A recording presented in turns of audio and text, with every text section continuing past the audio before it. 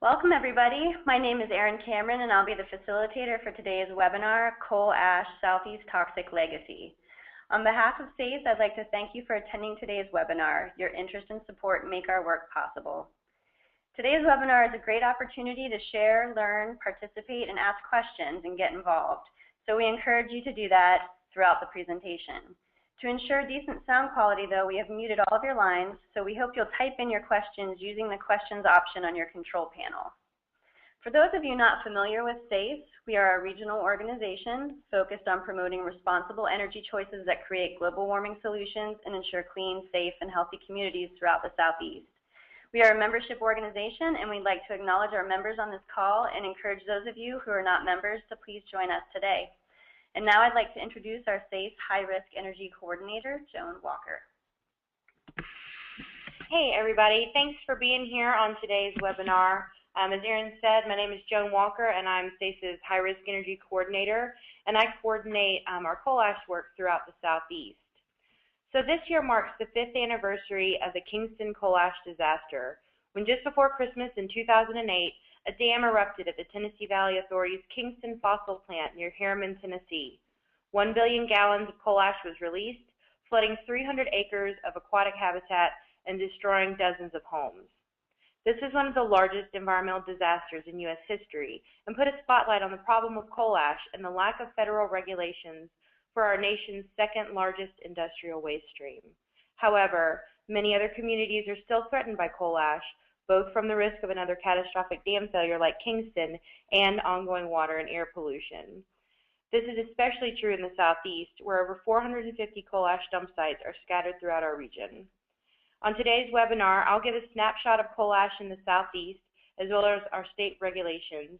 Lisa Evans from Earth Justice has joined us to share about the health and environmental impacts of coal ash and to update us on pending federal regulations.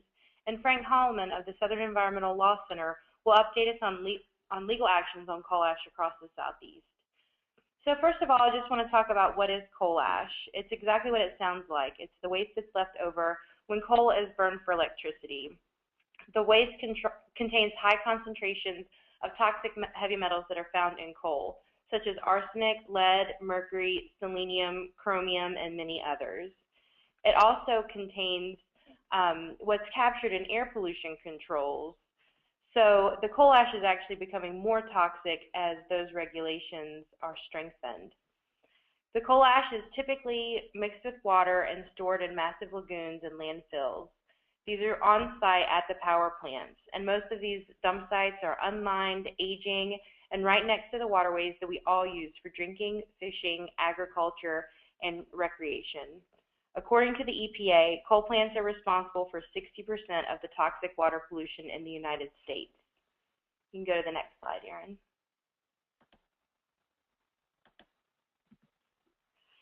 So Lisa Evans is going to talk a little bit more in depth about the human health and environmental impacts of coal ash contamination, but I did want to give you an idea of what all is in this waste.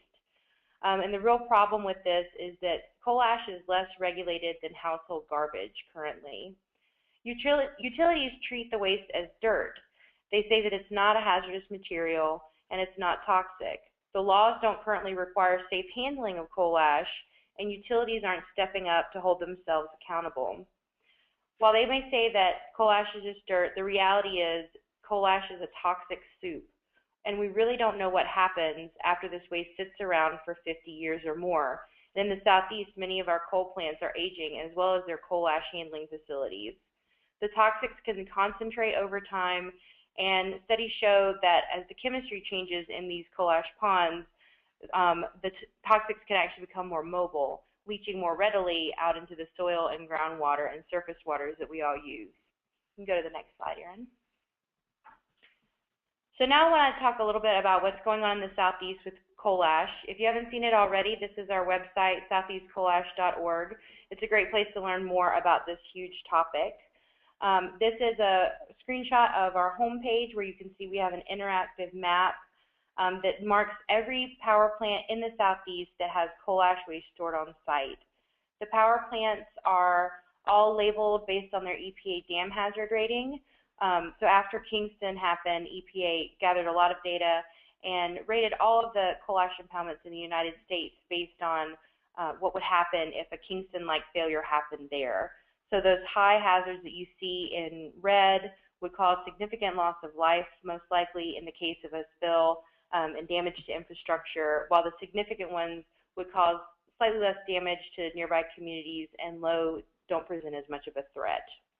So in the southeast, we have 118 billion gallons of coal ash waste stored across the region, and that's enough to cover 275,000 football fields 1 foot deep, just to give you an idea of the magnitude of the problem.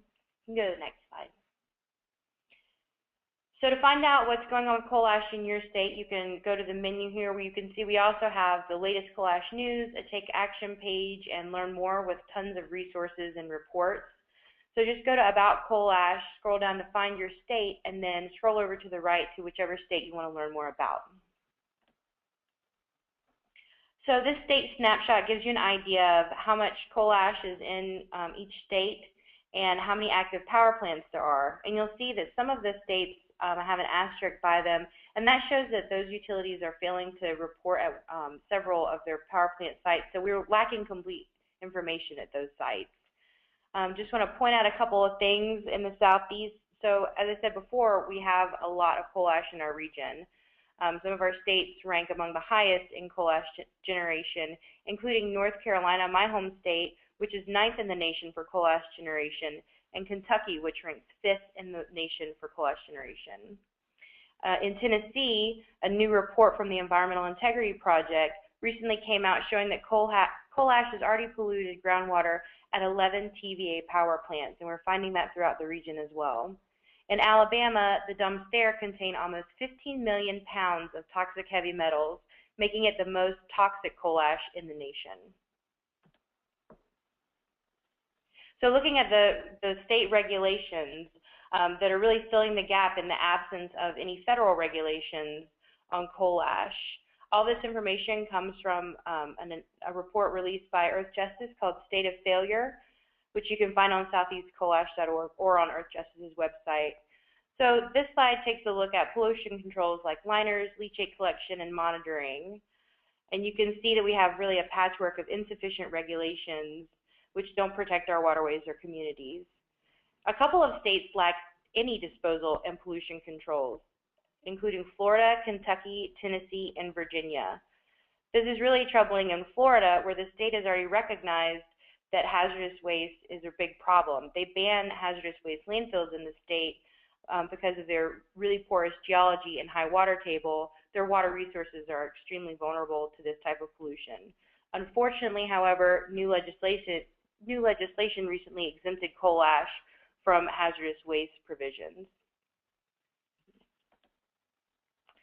So when we look at impoundment safeguards that are supposed to protect us from the added danger of failure at wet lagoons, we see that, again, the states are lacking a lot of these basic state safeguards.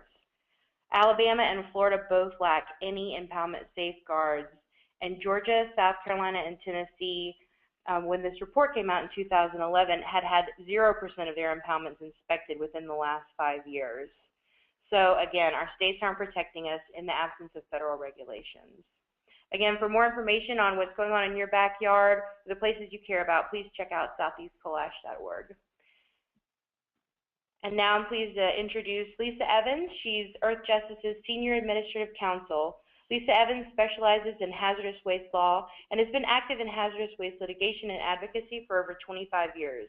She is an expert on coal ash issues and testified before Congress and the National Academies of Science.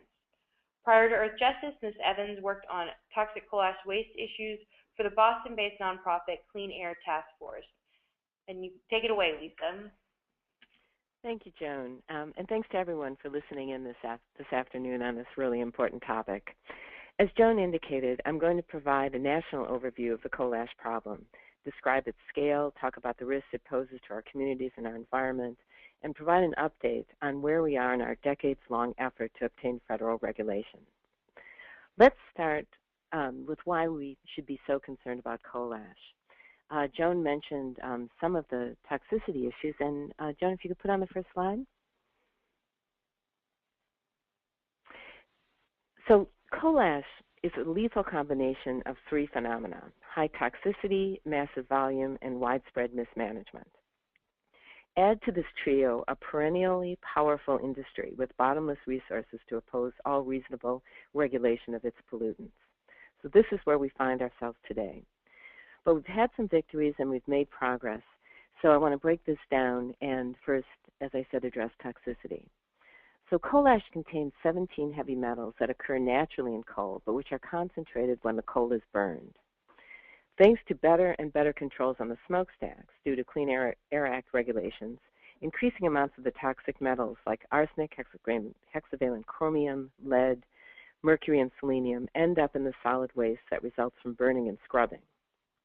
Coal ash pollutants contain some of the most potent poisons known to man, and these poisons harm every major human organ. Coal ash pollutants can cause cancer, neurological damage, injury to reproductive systems, and other diseases.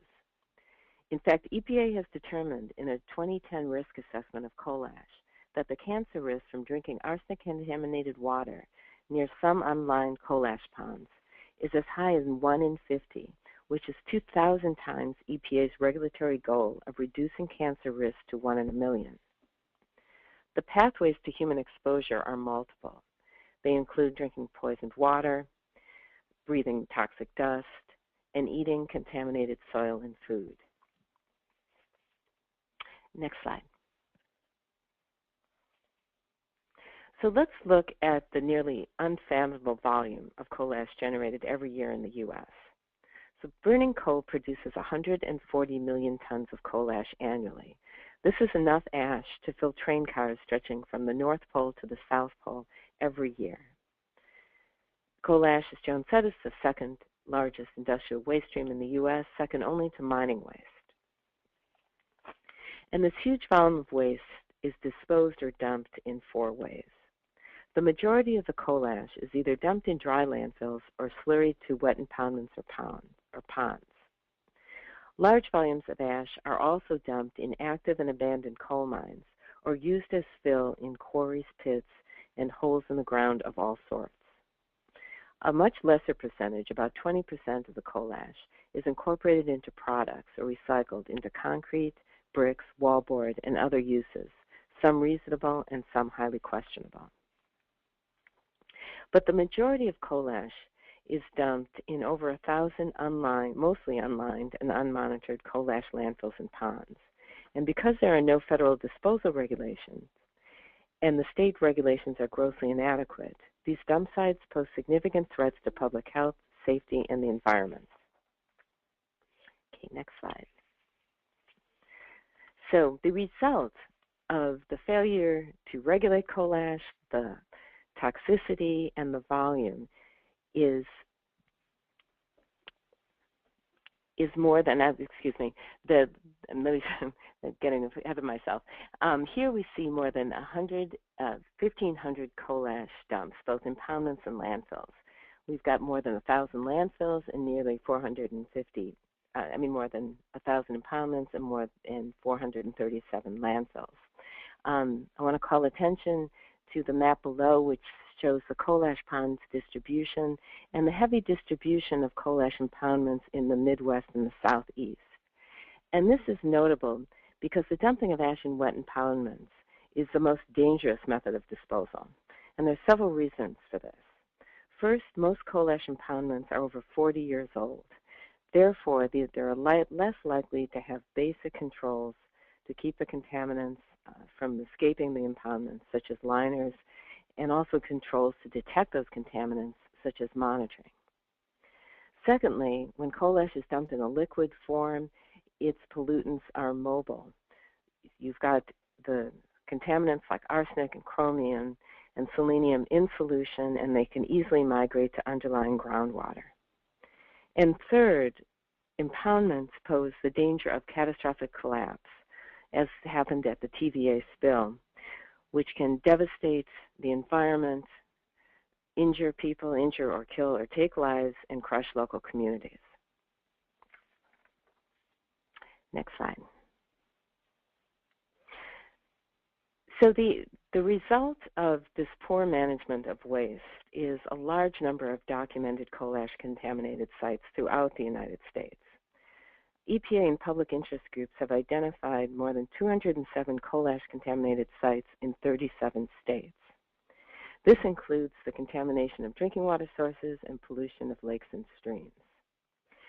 However, this is just the tip of the iceberg, because as I've mentioned, most coal ash disposal sites are unmonitored. Thus, it's unknown whether most of those 1,500 sites are leaking, or what they're leaking into underlying groundwater or nearby surface waters. It's notable that on this map there are a few dots in Alabama and Georgia, despite the fact that they rank among the highest producing coal ash states in the southeast. And the reason there are no contaminated sites, or few contaminated sites listed in those two states, is not because there is now no problems. It is because there is no required monitoring of those landfills and ponds in those states in order for us to detect the contamination. So again, these 207 sites are the tip of the iceberg. Next slide. So I've talked about water pollution, but there's also toxic dust emissions from coal ash dumps. And these have proved to be a huge burden on communities living near both landfills and ponds. An EPA risk assessment in 2010 determined that toxic dust from unmonitored landfills violates Clean Air Act standards for fine particulates. And coal ash contaminants like arsenic and chromium in the dust can also be a problem via inhalation. Next slide. So damage is not only to human health, but coal ash also causes severe harm to fish and wildlife. And much of this damage is caused by selenium. Selenium is a contaminant that injures humans in fairly large amounts, but is very lethal to fish in small quantities. Aquatic life throughout the southeast has been harmed by selenium contamination from coal ash. And coal ash contamination in impoundments and contaminated reservoirs are attractive nuisances in the southeast. These ponds are frequently by birds, amphibians, and fish, but the toxic ponds become population sinks when wildlife visits, but they never leave, and once there, they fail to reproduce. One example is Blues Lake in North Carolina, where coal ash contaminated the lake, and 19 of 20 species of fish were killed by coal ash. The picture on the screen will show you a deformity from a fish that was poisoned by selenium, and with this kind of deformity, fish would be unable to survive and reproduce. Selenium also bioaccumulates to levels that can be harmful to humans, and thus numerous lakes and reservoirs have fish consumption advisories for selenium in the southeast and throughout the country. A recent study by senior scientists from the U.S. Fish and Wildlife and the U.S. Forest Service found that coal ash surface impoundments are responsible for $2.3 billion in damages to fish and wildlife over the last 45 years. The scientists calculated that the phase-out of ash ponds would save $3.85 billion in ecological damages over the next 50 years. The next slide. The next slide shows a dramatic picture of a deformity caused by selenium contamination. This photo comes from an industry report, actually, that attempted to show that high levels of selenium contamination were not all that harmful to Idaho trout.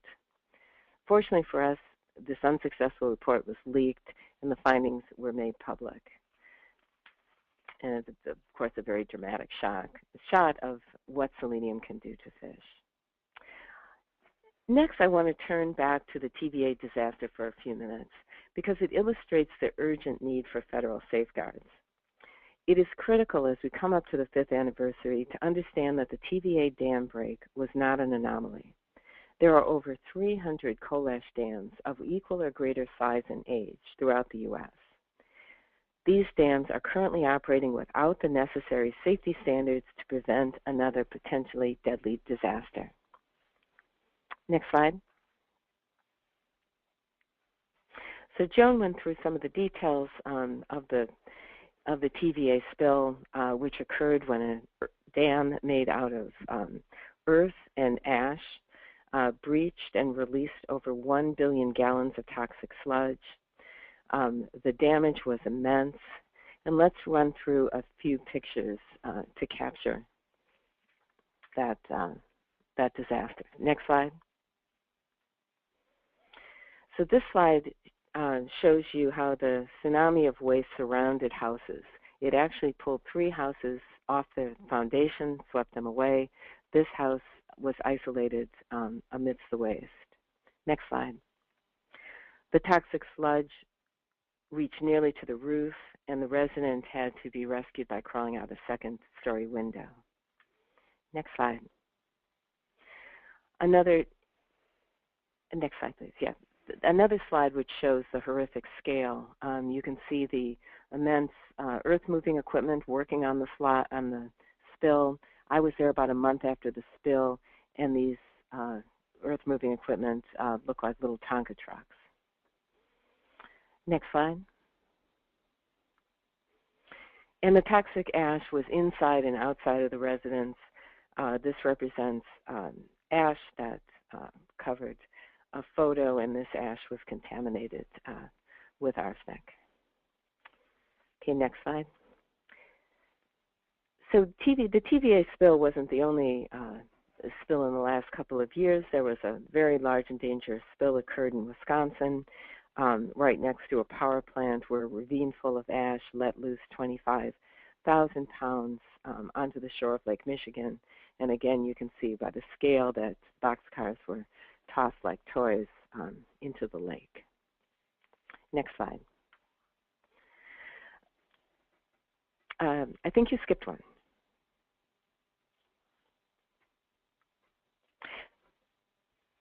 Well, I will speak to something that might not be there, but it's a very important point, which is that the solution, the cleanup effort in Kingston caused additional problems because of the lack of federal regulations and lack of dumping standards. So what happened after the spill was that they put 4 million tons of ash on trains, zipped up the ash in plastic, and shipped it down to the poorest county, Perry County, the poorest county in Alabama, a state that doesn't regulate the disposal of ash. It went specifically to Uniontown, Alabama, which is a town of 90% African American residents. The ash was placed very near a small neighborhood. People were made sick by the dust and the smell, and it was a clear indication that without federal safeguards, there are no solutions to cleaning up ash sites. We will move the stuff around, and that environmental justice communities often bear the brunt of this dangerous waste. Okay, let's move down, Joan, to EPA's response to there we go. So what occurred after the spill? We did get newly confirmed then Administrator Lisa Jackson's attention. There was interest expressed on her part to rapidly putting regulations in place, an acknowledgement that these were needed after decades of ignoring the problem. However, the administration dragged its feet, and it wasn't until June 2010 that EPA published a rule with 2 proposed options, one weak and one strong. Following the publication of this proposed rule, there was tremendous public support for the strong coal ash rule. 7 public hearings drew thousands of citizens testifying for tighter controls. There were more than 450,000 comments submitted on the waste rule, which broke records at the time. And the public demanded uniformly that EPA place stringent regulations on the disposal of coal ash. However, despite the widespread showing of public interest, there was no EPA action on the proposed rule for over 3 years. Next slide. Thus, in April of 2012, Earth Justice filed suit against EPA on behalf of SACE and 9 other public interest groups and an Indian tribe to force a deadline for the completion of the coal ash regulations. I'm happy to announce that last month, on October 29th, we received a decision from the Federal District Court ruling that EPA must submit a schedule leading to an enforceable deadline for the publication of its final coal ash rule. It's a very significant victory, and we look forward to seeing the schedule in a consent decree or court order, hopefully in the next 30 to 40 days. It's likely that the schedule won't be quick, but we are anticipating that we will see a schedule that will require a rule by the end of 2014. And certainly that's not set in stone, but that's what we're hoping for. Let me just run down what we will obtain by an EPA rule. These are all very critical safeguards that we hope can be in place within a couple of years, given that EPA, hopefully they will not slip on the schedule, and that is that there will be a required phase-out of unlined surface impoundments within 5 to 7 years. There will be required groundwater monitoring systems on all dumps to detect leaks. There will be cleanup standards and groundwater protection standards in place to address the leaking dumps. There will be established dam safety regulations similar to the dam safety regulations applicable to coal slurry impoundments to ensure impoundment stability, including inspections, maintenance, and repairs. There will be closure standards to ensure long-term safety of coal ash landfills and ponds that are closing, which is incredibly important to the southeast, where a lot of plants are retiring, and those plants have ponds that need to be safely dewatered and stabilized or have their waste moved to an engineered landfill. We are also looking at a rule that would require fugitive dust controls. And lastly, all of these regulations and standards need to be enforceable by citizens and the states, if not EPA itself.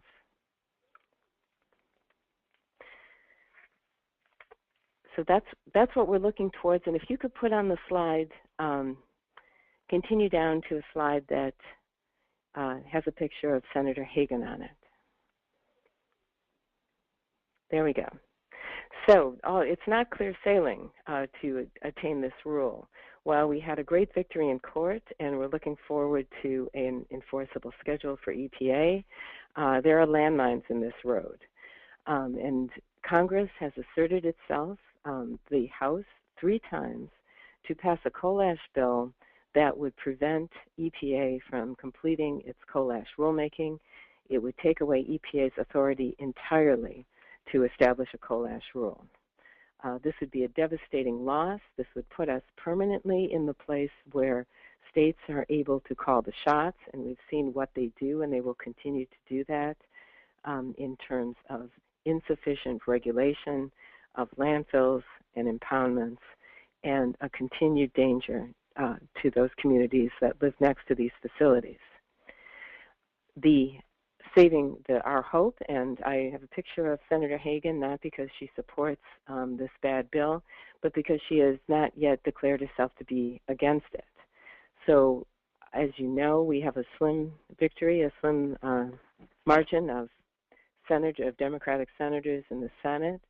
We need to keep every senator opposing the bad coal ash bill. We've lost a few already. And moderate senators like Kay Hagan are key to holding the line and preventing a House bill from being passed through Congress. So we are vigilant, and we hope that all citizens of states with senators who have still not yet sided with public health protections will shortly do so. A Senate bill could be filed anytime soon. We have no doubt that we will see one either this year or the coming year. So to sum up our strategy to following this court victory to attain public health protections from coal ash, we will continue our administrative and legislative lobbying. There's a wide coalition of public interest groups that are working to keep EPA strong and to educate representatives and senators to allow EPA to do its job and to pass a strong, or to publish a strong coal ash bill. Secondly, and very importantly, we need increased public engagement, and this is key to a final victory, and the public must be increasingly engaged to demand public health protections.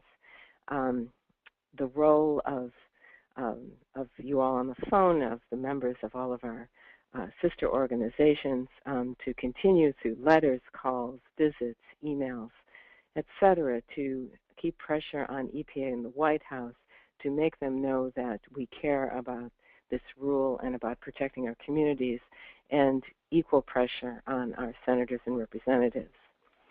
Lastly, continued litigation is essential to fix site-specific problems, protect communities, and elevate this issue.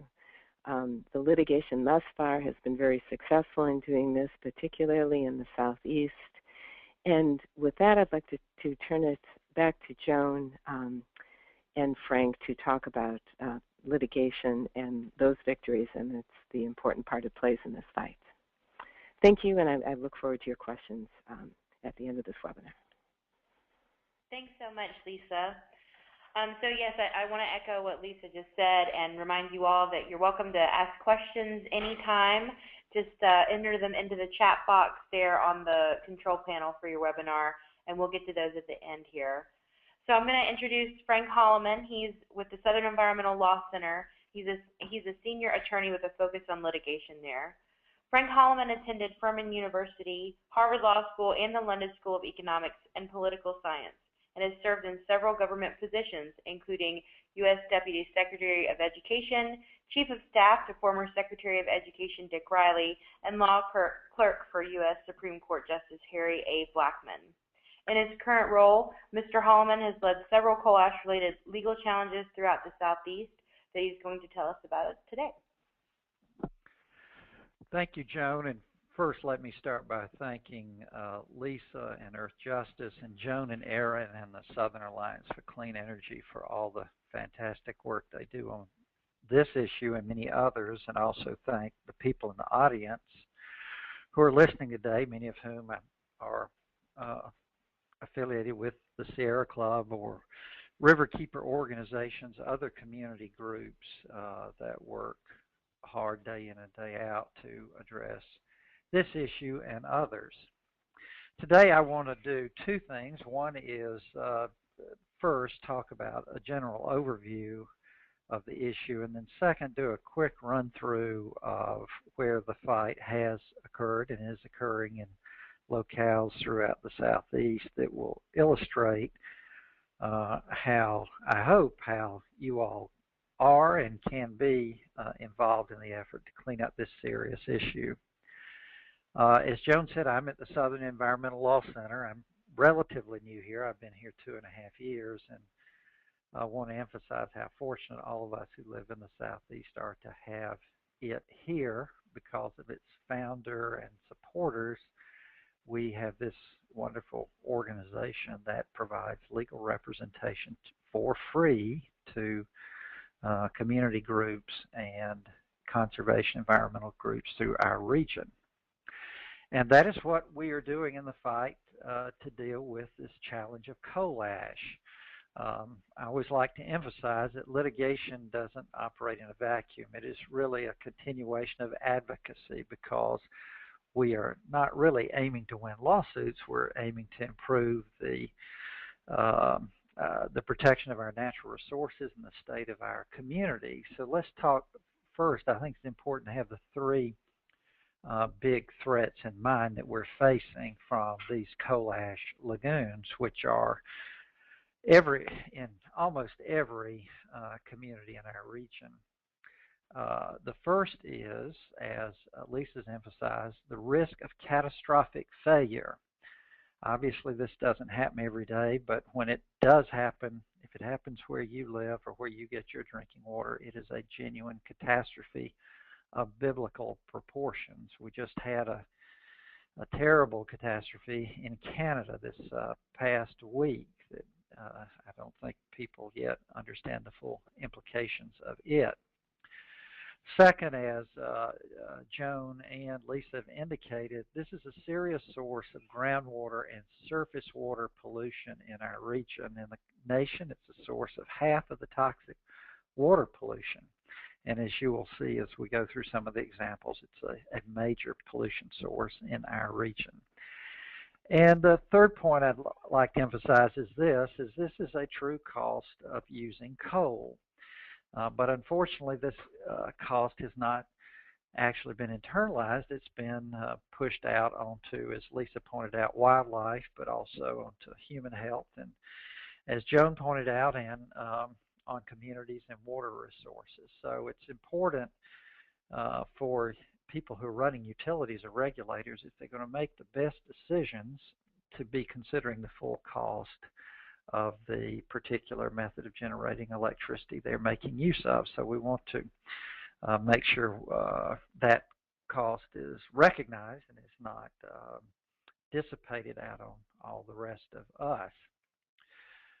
Now, I'd also like to emphasize we have weaknesses and we have strengths when we address the issue of coal ash. The first weakness we have to recognize is this, and that is that our opponents, or the utilities, they don't have to be our opponents, as you'll see, but the people who own this coal ash, which are in the instances we're talking about utilities, are perhaps the most powerful institutions in our region.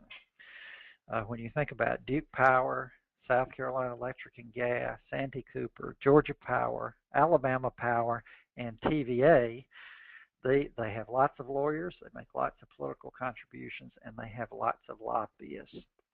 And they have virtually unlimited funds, so they will be very difficult to tangle with, and particularly in litigation when you really do tee up a direct fight.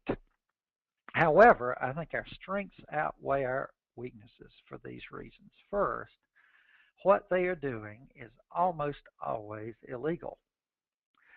It is very, very, very hard to operate coal ash storage as they do legally because, as Lisa pointed out, what they do is, it's hard to believe, but they store this stuff that contains toxic substances in unlined holes in the ground next to our major waterways and drinking water reservoirs, separated from them only by earthen dams that leak.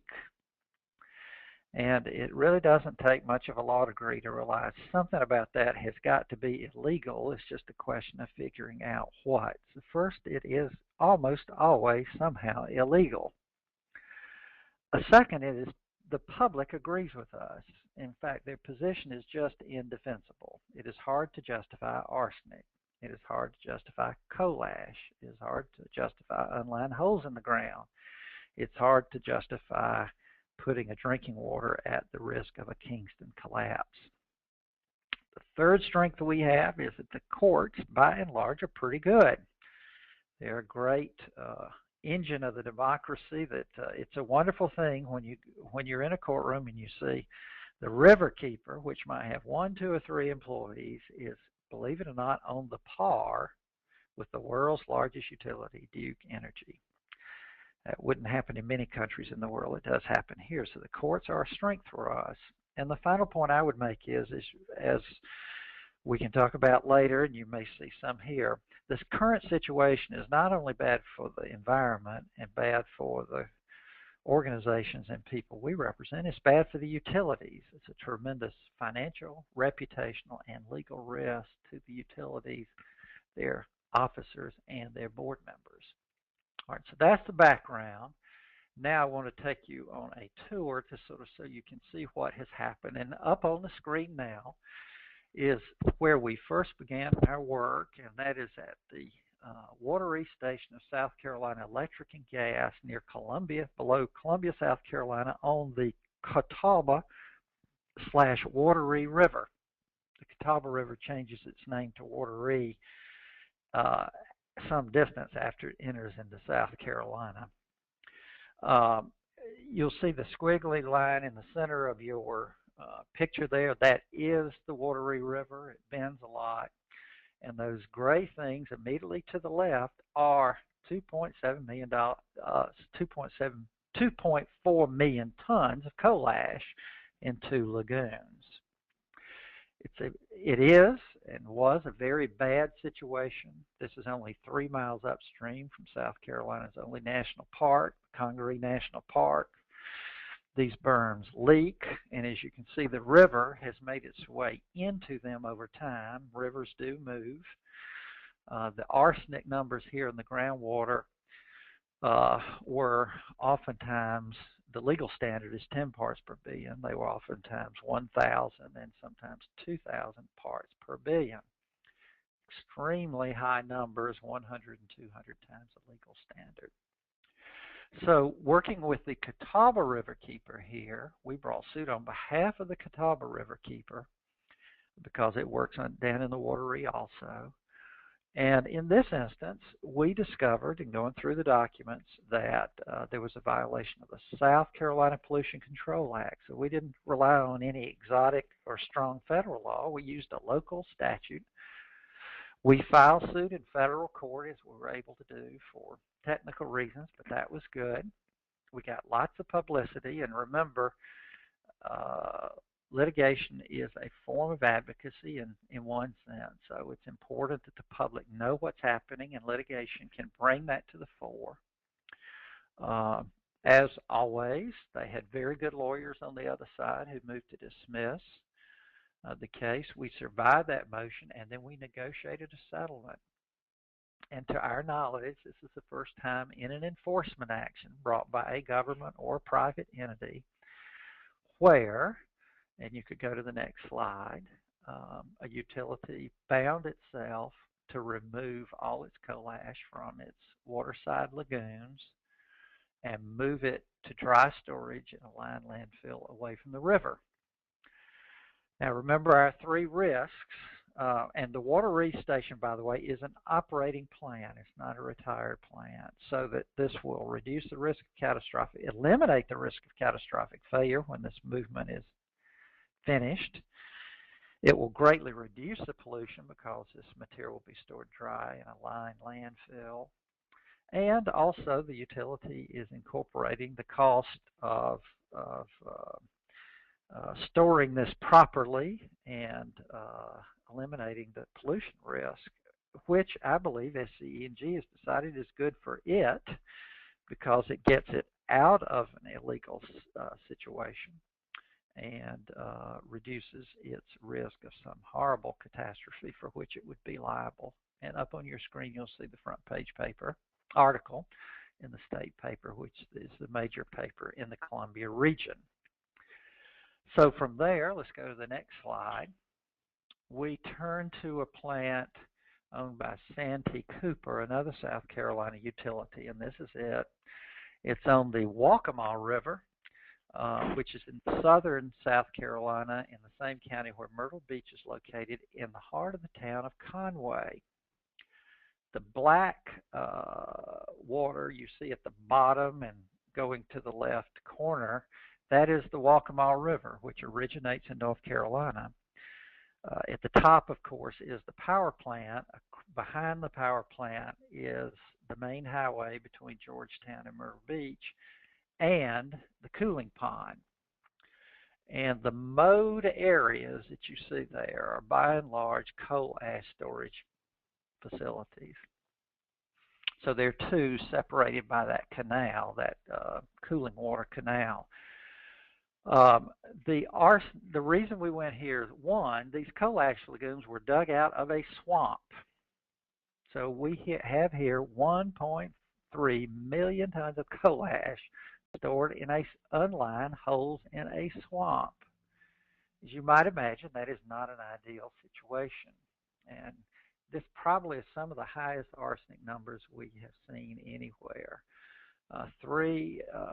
Just in 2011, it hit over 3,000 parts per billion, the legal standard being 10, 300 times the standard. And that was measured within feet, really, of the Conway City Marina, which you can see right there at the bottom. The city, this is in the heart of the town of Conway, which prides itself as an ecotourism place. It is a beautiful community, and this stuff is right on this major river, which is the Blue Trail River, and the right near the Waccamaw National Wildlife Refuge. The trees in the bottom left-hand corner are slated to be part of the National Wildlife Refuge. So there were all kinds of reasons to focus on this one and get this done. And this required all the legal ingenuity we could muster, and in the end, we have filed 3 lawsuits. We filed one under the State Pollution Control Act as before. We filed one against the state regulators because the permit on this facility was 6 years old and had not been renewed. It expired. We wanted to force them to issue a new permit. And we filed a Clean Water Act suit. What you need to know is Sandy Cooper is very powerful in this region, and Conway is like its second hometown. But if you could go to the next slide, all the legal activity got public attention. And if you could go to the next slide, there you go. That is the front page of the local daily paper, the Myrtle Beach Sun News. I'm sorry, go to the prior slide with the newspaper. That's the Sunday paper front page. The entire front page was this topic, and the public became very well informed about it every step in our legal cases. When we won a motion, it was a front page story. The paper covered it thoroughly. We worked to get the coverage in the paper. And even though Sandy Cooper is very popular in this community, people became very much aware of this issue. Sandy Cooper decided in the course of this to shut down the Granger facility, and they actually made a proposal to leave this coal ash in that spot in Conway, piled up with a 1 mile long wall around it, which they called a vault and we called a mausoleum, forever. And so then began a series of public hearings. If you could go to the next slide. Public hearing was held in Conway, which is right in the heart of Sandy Cooper territory, and virtually every speaker urged Sandy Cooper to move the ash. It's a big accomplishment. And then the next slide. And then the Conway City Council unanimously passed a resolution urging Sandy Cooper to move its ash and opposing Sandy Cooper plan. And they said in the resolution, we like you, you do a good job, you're important to our community, but this can't be. We're in settlement discussions, and we will see how this comes out. But I think what it emphasizes is if you can make use of many different legal tools, it is a way to get the message to the public and to convey the message not only to the public, but to the leadership of the utility at the top ranks that something else needs to be done. And the public hearing in the Conway City Council got that message across if nothing else did. All right, let's go to the next slide. Then we began the fight in North Carolina. We began in Asheville and in Charlotte. This is Mountain Island Lake, coal ash lagoons of Duke Power. I still call them Duke Power, the world's largest utility. On the banks of Mountain Island Lake, that's 2.7 million tons of coal ash in Charlotte, in Gastonia, outside Charlotte. The water at the very back you see is Mountain Island Lake on the Catawba River, the drinking water reservoir for all of the Charlotte region. If anything goes bad here, we have genuinely a catastrophe of biblical proportions. These lagoons leak. Everybody knows they leak. It's illegal. It's blatantly illegal. They've even built French drains to drain it down into the river. There was a different situation, but also illegal situation in Asheville with lagoons at the Asheville Skyland plant that overlooked the French Broad River and were leaking into it.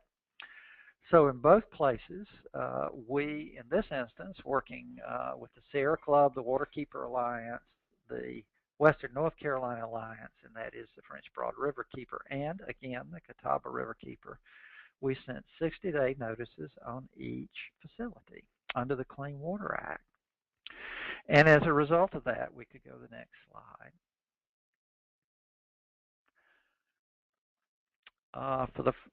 This illustrates a problem in Charlotte, that the blue line circle at the bottom is where they take in their drinking water, and the red line at the top is where they dump the coal ash.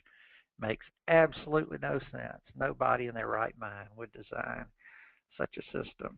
And if the more we can make this publicly known, the more the case is compelling that Duke must do something to change it. So if we go to the next slide.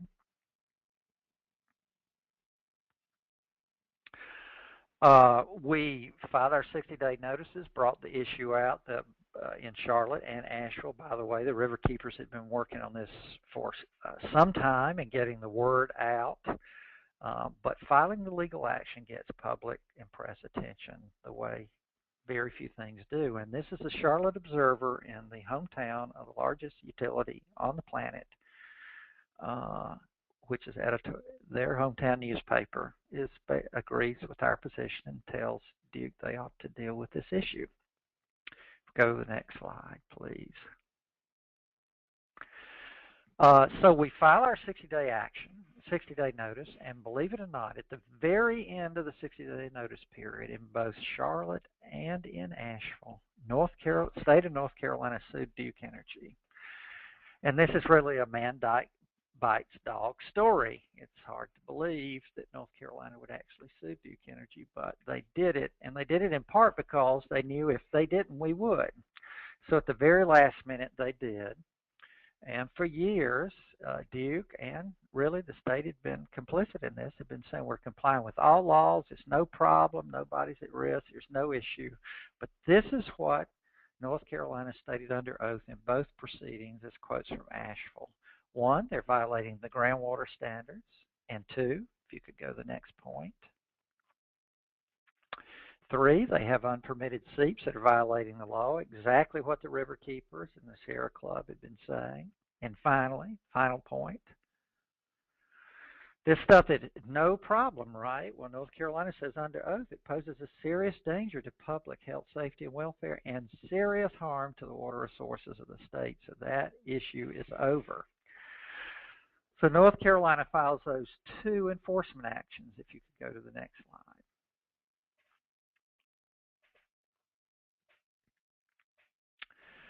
Well, they file these enforcement actions, but then, surprise, I guess, they enter into what is really a sweetheart settlement with Duke that does not require cleanup and really doesn't say what they're going to do at all. It's just years of interminable studies without letting the public or the court know what the ultimate solution is. Under our wonderful Clean Water Act, that had to go out for public comment. And there were almost 5,000 comments, and many of you commented or helped get comments. And all but one lone Duke employee wrote in favor of the settlement, but everyone else opposed it. And then we got some negative comments submitted by the EPA as well. And this was, again, a very good front page headline in the Charlotte Observer over a period of a month. This spread the issue across the state. And by the way, that settlement is not in part because of the public opposition, in part because of the legal issues involved. That settlement is now on hold. Go to the next slide, please. Well, seeing it worked twice, we did it a third time out at Sutton. Sent a 60-day notice for the Waterkeeper Alliance, the Sierra Club, and the Cape Fear River Watch, that is the Cape Fear River Keeper. On the 59th day, North Carolina this time not only sued on Sutton, but all 12 remaining Duke facilities. part of the reason for that was, I'm sure, is they feared if they didn't do that, we would do it, and we would do it over time as we would want to do it, and they wanted to get control of the process. At a hearing before this, a Duke lawyer complained they're going to sue us 14 times if something isn't done. Well, now North Carolina sued them 14 times. We have moved to intervene in all these proceedings. Our Asheville clients and the Catawba Riverkeeper have been allowed to intervene as to Mountain Island Lake and Asheville. We're also seeking to intervene as to Allen and Marshall, which is also in the Catawba, and Sutton here, and those motions are pending for decision by the court. So now you have a situation in the state of North Carolina where every site where Duke Energy operates a coal-fired plant, the state has found under oath that North Carolina is operating its coal ash storage illegally and illegally polluting the groundwater and or the surface waters of North Carolina. That's a very big deal. Every coal-fired plant in North Carolina is now in an enforcement action. Next slide. Now, we are not only in South and North Carolina, we're looking at the rest of the Southeast, and this is the Colbert Power Station in Alabama near Tuscumbia. It's on the Tennessee River, and there's a small creek behind it. It's owned by the Tennessee Valley Authority. As before, we sent a 60-day notice. As before, if you could go to the next slide.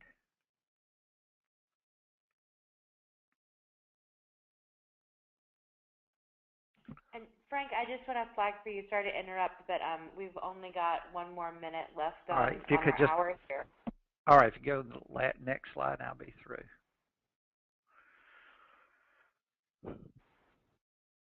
It shows you this does work because when you get ahead, you share the top of the front page with Nick Saban in Alabama, you have really gotten the public attention.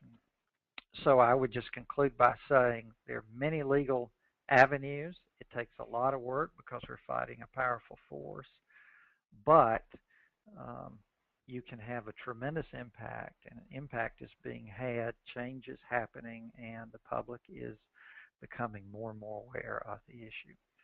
Thank you.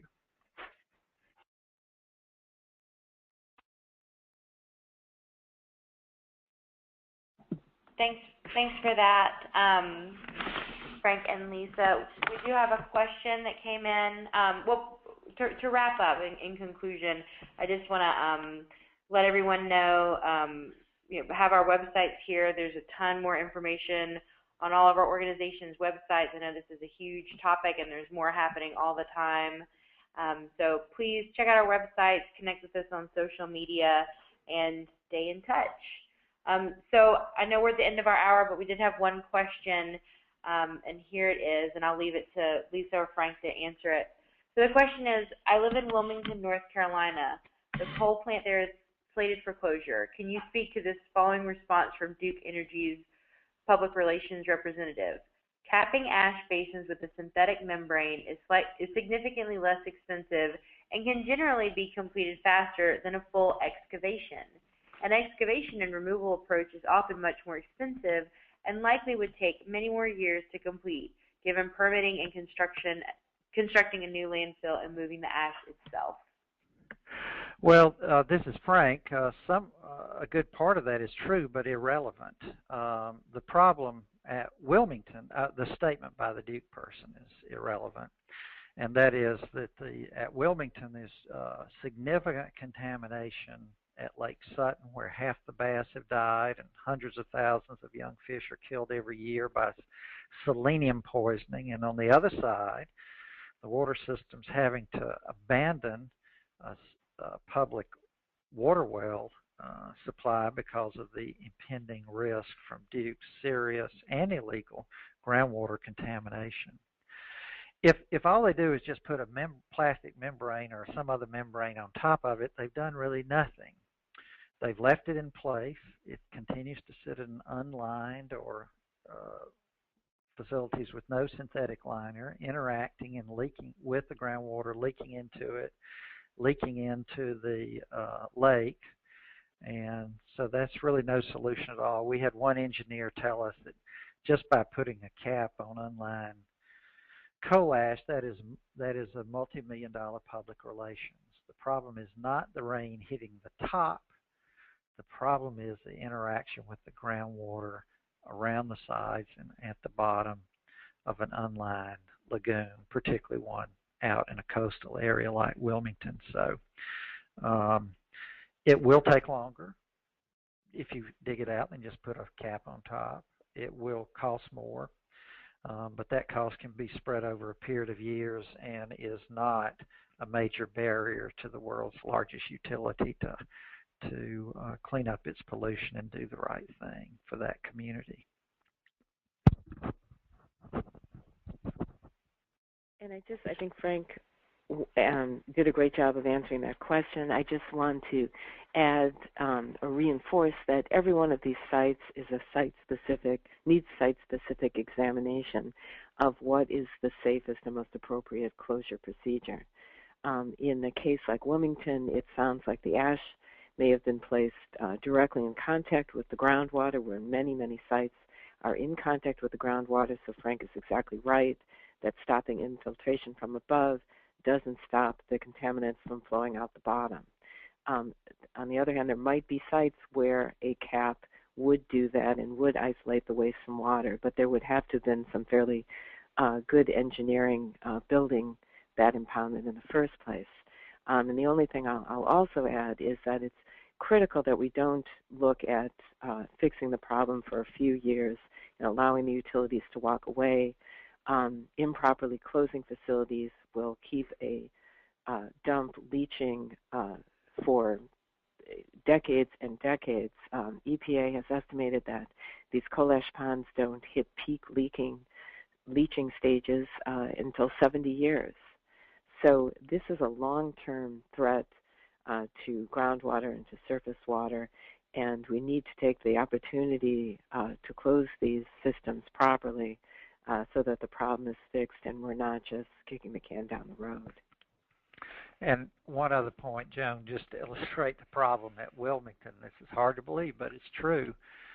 In the negotiations with the local water system, Duke has inserted a provision that would provide that for eternity, forever, groundwater under a 17 square mile area would not be used for the public water system.